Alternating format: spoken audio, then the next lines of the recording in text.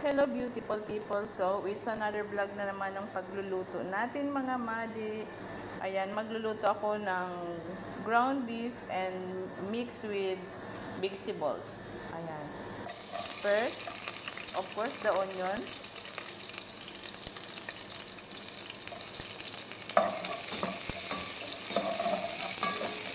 Ayan, pag medyo translucent na yung color niya, saka natin i-add ang garlic.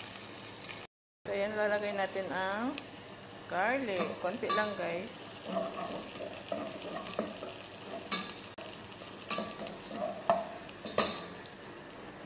After nyan, isusunod natin ang, yan, guys. Kasi matigas pa, guys. Yan, ang tigas. Kasing tigas ng mukha mo. Charot. Ayan, guys. Okay na. And then, guys, susunod natin ang tomato. Ayan. Tomato is pampakinis ng skin.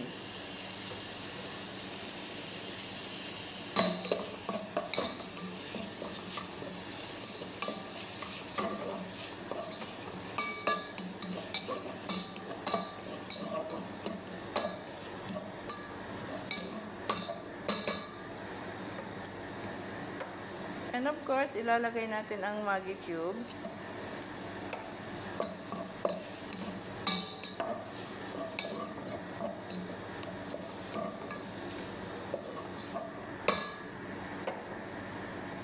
Maglalagay tayo ng black pepper, paprika,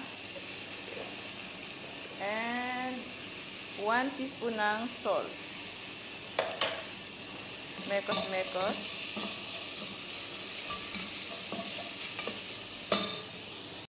Tapos, i-add natin ang zucchini.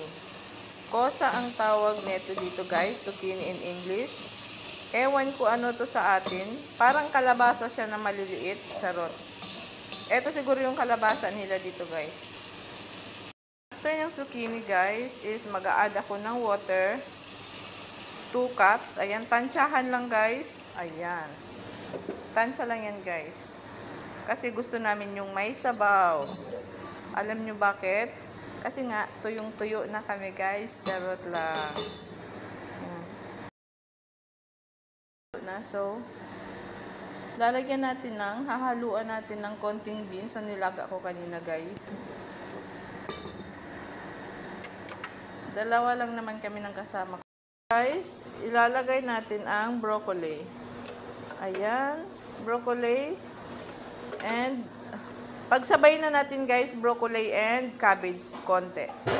Ayan.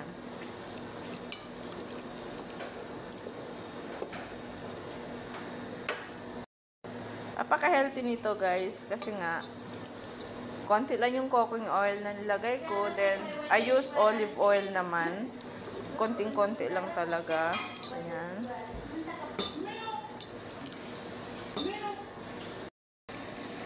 So, ayan, guys. It's done na, guys.